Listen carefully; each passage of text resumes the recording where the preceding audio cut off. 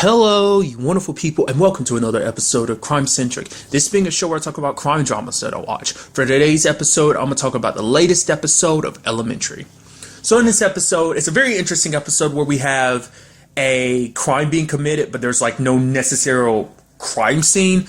Basically, the whole crime was found out through like audio, because basically there's this system called Bullet Point, which basically picks up the sounds of gunshots and like it records a certain amount of time. So it's basically a system. I feel like it's popped up in something else, something similar, where it's like it tries to distinguish. I think I know it from Person of Interest. I think that might be where I'm thinking about that. I think that's at least the first place I ever saw it. But nevertheless, it's like a system that basically records a little before and a little after. Basically, it's kind of like any other device. It's always listening, but it doesn't really pay attention. It's like background noise, but it's like it doesn't really start like putting its ear to the wall until like, you know, gunshots go off. And so it basically tries to determine whether something is actually a crime being committed, or whether, you know, it's a type of situation where it's just like fireworks going off or something like that, you know, something that sounds similar to gunshots. But in this particular case, it ended up being a crime. Basically, this guy was getting shot because it's like, oh, you kidnapped Francis. And it's like, oh, you end up finding out later on that, because the entire time it's like, oh, Francis is a person. It's like, no, Francis is a guitar. That this has all been about a guitar. Not just any regular guitar, a very expensive guitar that's worth like $5 million. Obviously, you run through the episode and end up finding out like, oh yeah, it's this guy, Wolf. He was basically like was he like a music producer or something like that? Basically, the guitar went from different hands to different hands. But this guy was like the last one who had it. But the guy who, in this episode, the guy who was killed, his name is Darren. He's a drywaller. Basically, he was stealing stuff from places he was doing the drywall for. Like, that's how he is. Because basically, he was also having an affair, but he was able to afford a place for the woman he was having an affair with and everything. Which I'm wondering, did she not know about it? She must not have. Like, did she even know that he was a drywaller? I'm wondering. I never really came up. They never really talked to her about it, so she must not have even known that, you know, that's what he was doing. I mean, the fact that she was reluctant to bring them into her, so it's like, oh, you got a warrant to come into our house, but she let them in anyway. But, I don't know, it makes you wonder what she knew and what she didn't know. For them, it wasn't even a pressing matter, really, I guess. More so than anything, it's just trying to figure out who killed Darren and why. But basically, he stole it from this music producer. The music producer was like, hey, I need you to go hired a dude to go get the guitar. Obviously, he makes it sound like, no, I didn't tell them to kill the guy. I just told him I wanted my guitar back. But then the guy they end up talking to later on, the one behind everything, he's kind of a contract dude. And he's like, nah, he's lying. Like, I'm not in the retrieval business, especially guitar retrieval. So it's like, yeah, he sent me there with the purpose of doing that. You know, so he completely lied to you. And even Joan was kind of staring at the dude when he's talking about it so candidly. He's like, yeah, I killed him, his body's dumped here, blah, blah, blah. It's like, wow, you have no remorse at all. And he's just like, it's business, sorry. It's like, wow. That just kind of threw me back a little bit, just like how disgustingly calm he was about that whole situation. Sure, like I pointed out, the fact is, he is kind of a contractor, so like the fact is, he's probably committed other murders too. So it's probably a situation where it's like he wants to avoid general population, because if he's in jail, other people that have hired him to do something will be like, wait a minute, did he rat me out? The fact of the matter is he's in jail right now, yeah, but there's no telling like what kind of deal he might have cut. Better be safe than sorry. And they could like basically fund money, they could get money to someone inside to take care of him. It's also interesting because like he's kind of a hitman, and that basically he got found out because they're like, oh yeah, we have evidence. He's like, bull crap, you do. It's like, no, we have the audio. We literally know that you said these exact words to him. He is like you see the look on his face, like, holy shit, like that. I mean, for a person committing crimes, that's the worst thing. I mean, granted, it's like the best thing ever. I mean, until later on we find out. Well, I mean, later on the guy named Cosmo, which I really appreciate that his name is Cosmos. Side note, I think that's it. I've seen him in other stuff too. Maybe he's in You're Pretty Face Goes to Hell.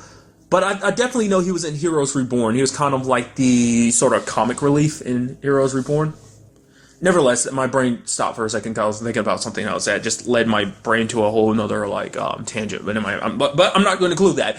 Nevertheless, it turns out Cosmo basically erased some audio being a douchebag. Like, it's like, oh, a crime was being committed, but before he turned over the evidence, he edited it so that the location of the guitar got taken, because the hired gun dude was like, yeah, we went in there to get the guitar, like, you know, because Wolf never actually got the guitar back initially, so it was like, you know, ended up finding out that Cosmo got there before them, and then so before the hired gun could get to Cosmo was already killed.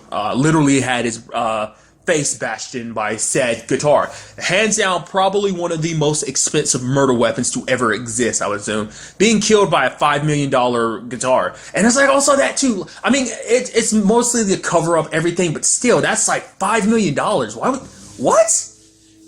I mean, granted, the guitar wasn't what this was all about. The guitar was just kind of the catalyst that kind of brought everything together. Because it turns out Cosmo, this wasn't the first time Cosmo had done that. Because the lady who runs Bullet Point was like, yeah, the fact of the matter is, none of them are supposed to put stuff on his computer, especially editing software. It seems that Cosmo was committing, like he was faking crimes all over the place to kind of bolster numbers to make it like, oh, there's like a lot of gun stuff here, here, and here, and here.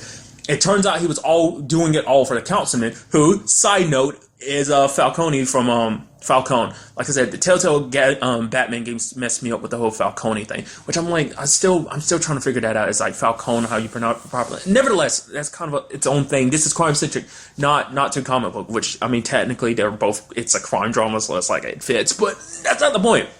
It's like, of course you pop up in this as a bad guy too, so kind of doing the same, somewhat same kind of questionable stuff that you do in Gotham. That's just all I thought was kind of interesting. But basically, he had Cosmo like fake all these incidents because he's the one that Gregson had like such a problem with. He's like, yo, get your boss to like back down. He's been talking about us cops like we're not trying to do our jobs. They're like, oh, we're letting all this stuff go unsolved, and he's taking credit for the guy behind Darren's murder. Like, not Wolf, but the gunman himself, well, at least one of them, saying like, oh yeah, he captured him and everything. But it's like, for him, he's the one that has this platform where it's like, oh, I'm shutting down, like, you know, I'm putting down, being hard on the police because they're not doing their job. Because you see these shootings that are going unsolved, it seems like that was his platform, and that basically he needed Cosmo's help to bolster his numbers, because it's like, oh, if he's showing like, oh, crime is kind of on the upkeep in this these particular areas, because like he wants to kind of push like a more anti-crime initiative, and it's like, oh, look at the police not doing their job, all these unsolved shootings. It's because they were fake crimes that Cosmo had set up himself. So just so that he could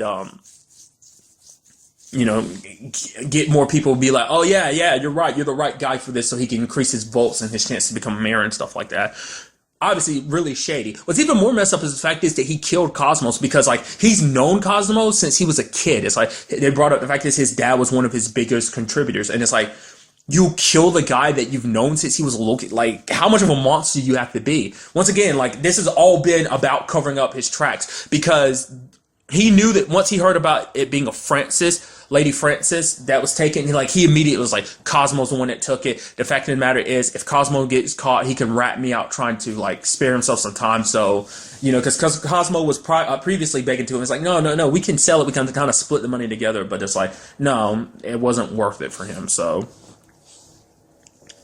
I do appreciate the fact is that Sherlock wasn't there at the end of the episode. He was like, yeah, I got some pressing matters to deal with, you know, connected to Shinwell side of the story, which I'll kind of get to that in a second. And he ends up like going like, and he's like, okay, don't worry, like, here's everything laid out. Joan, you go take this evidence over. And I appreciate how I never comment on it a lot. I do sometimes, but I love how just constantly throughout the series, that's just always a running staple. It's how he constantly wakes people up a different way. And then like this episode used the gunshots, and then Jonah's like, okay, can you turn that down? And he's like, oh, good, you're up.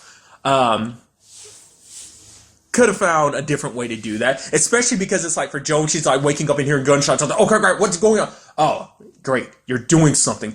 Nice. She's like, can you turn that down? Because you literally gave me a heart attack because I thought someone was shooting around here, or at least in the brownstone. So, but going to the other side of the episode, we focus on Shinwell. Basically, you know, obviously Sherlock is keeping up his training, making him basically do chess and boxing at the same time, which apparently, I mean, at least from what Sherlock was saying, is a real thing. It's not as popular, but it's a real thing, where it's basically you box and then you quickly go over and start playing chess, because the whole point is to basically be able to think under pressure. Like basically the boxing is supposed to get your adrenaline up, and you're supposed to be over here and like trying to, in a situation where you're on the run and you need to calm down, it's to be a situation where you need to like be able to like, you know, back down from your adrenaline, not let your adrenaline run your brain, and basically like, okay, I'm gonna take this time to quickly think of something to get myself out of this particular situation. I need to be calm. But at the same time, there's situations where you're in a situation where you need to be able to calculate, that you need to kind of get your adrenaline. You know, it was a very, very interesting teaching lesson. But a big thing that happened in this episode is that Shinwell got shot at. Guzman and, you know, Shinwell didn't really bring much of it, but you had Joan entering like mama bird mode, which I appreciate. It was kind of like, no, Shinwell, let us look into this. The fact is, you could have been hurt, you could have been shot. He's like, nah, don't worry about it. It's probably some rival gang member coming after me or something like that. But Sherlock and Joan obviously not backing down. It's like, actually look into it, even though Shinwell told them not to. Especially when Guzman brings up the fact is that that same bullet killed this another SBK member, Jamel, like 12 years ago. And then Sherlock goes and interviews Jamel's brother as well as Shinwell. Jamel's kind of like, I was 10 years old, I don't really remember that much, so I can't help you. Well, Sherlock's like, I know you're hiding something. And she's like, screw you. Like, the chance to help my brother, find out who murdered my brother. The fact is, I also have to look out for the rest of my siblings, too. So it's like, I'm not trying to get involved in this. He goes to talk to Shinwell about it, and Shinwell kind of tells him a story about something that went down. But then Sherlock kind of pieced it together, that basically 12 years ago, the person, because the same gun that was used to kill his brother was used on Shinwell, because obviously making this a very personal thing. And Shinwell and Jamal were like friends, but it turns out that the person behind this, at least one of them, was Jamal's brother, because it was actually Shinwell who shot him, because Jamal's murder happened like around the time Shinwell went to jail. So that's what this was all about. That's the reason why I can assume Shinwell didn't say anything, is because he didn't.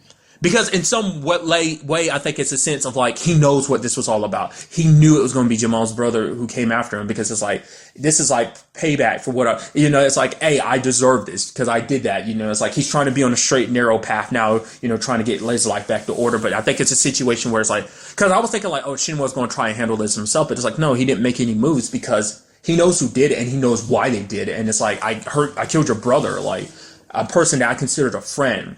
I mean, granted, it was probably like a situation where he got the orders to do it, or at the very least, maybe we end up finding out that Shinwell actually didn't do it. That was someone else in SBK that did it, but Shinwell was there, but Shinwell just couldn't do it. Maybe it was a situation where they're like, oh, Shinwell, you backing down, you a punk. But then again, it's hard to say because Shinwell was a very different person back then, so it's very likely that he actually wasn't one who did it, that he actually pulled a trigger, but we just kind of have to wait till the next episode to kind of see where this all stands. Because the fact is that Sherlock hasn't shared this with anyone. He's like, he didn't want to tell Watson or get Guzman involved until he was absolutely sure. And it's like, he's pointing the finger being like, oh, Shinwell killed your brother 12 years ago, so this is kind of payback. So, very interesting development. It's like, to be fair, we already knew from the beginning Shinwell was not a good person back then. He was a very bad dude. But like I said, I get the feeling like maybe it is a situation where he's like, yeah, like I killed his brother. Like he has every right to want me dead, and that's fine. I'm not going to come after him. I'm not going to have Guzman go after him or anything like that. I could, but I'm not going to, because it's like I guess in Shinwell's mind, it's like he's justified in wanting me dead, essentially. That's where I am. Like maybe there's more to it than that, like I said before, but on Shinwell's part, maybe there's more to it. We will just have to wait and see, so. But really, that's all I wanted to talk about in this episode. Till the next time we meet, be happy, be safe, live life to the fullest, and enjoy it. Good day and goodbye.